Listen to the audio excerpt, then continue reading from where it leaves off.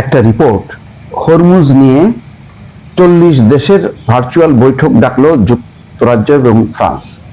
এটা মেসেজটা বুঝতে পারছেন যে ডোনাল্ড ট্রাম্প, আমেরিকা, ইসরায়েল যেভাবে হরমুজ প্রণালী অবরোধ করে ইরানকে বাধ্য করছে চালু করতে, এই পথে ইউরোপ যেতে চায় না, এই পথে চীনও সমর্থন করে না, রাশিয়াও সমর্থন করে না। 40টা দেশ, আপনি বুঝতে পারেন, তার মানে এই টোটাল এই দেশগুলো হচ্ছে একদম বিপরীত অবস্থানে।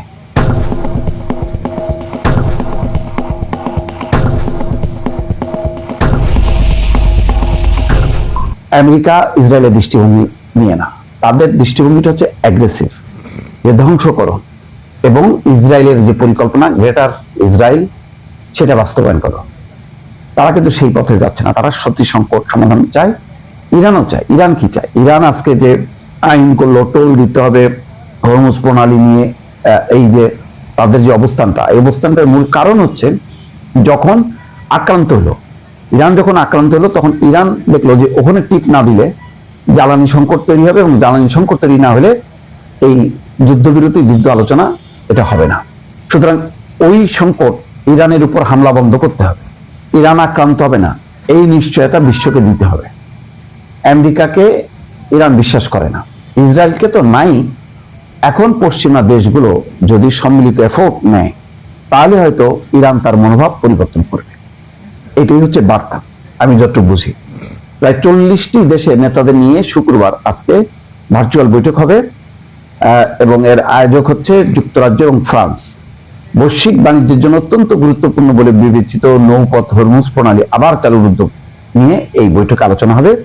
গত 28 ফেব্রুয়ারি হামলা শুরুর পর থেকে এই হরমুজ প্রণালী কার্যত বন্ধ আছে, মানে 1 মাসেরও বেশি সময়। অন্যদিকে ওয়াশিংটন গত সোমবার ইরানের বন্দরে প্রবেশ বা সেখান থেকে বের হওয়া জাহাজের উপর অবরোধ আরোপ করে, তার মানে সংকটটা আরো বাড়ালো।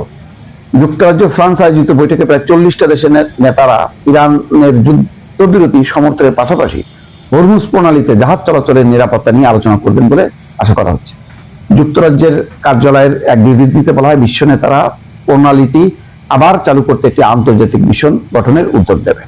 এই হচ্ছে ব্যাপার। এখন কবে চালু হবে, কবে ঠিক হবে, কারণ এর মধ্যে জানা যাচ্ছে যে যুক্তরাষ্ট্র ইরান দ্বিতীয় দফা বৈঠকের তারিখ এখনো ঠিক হয়নি।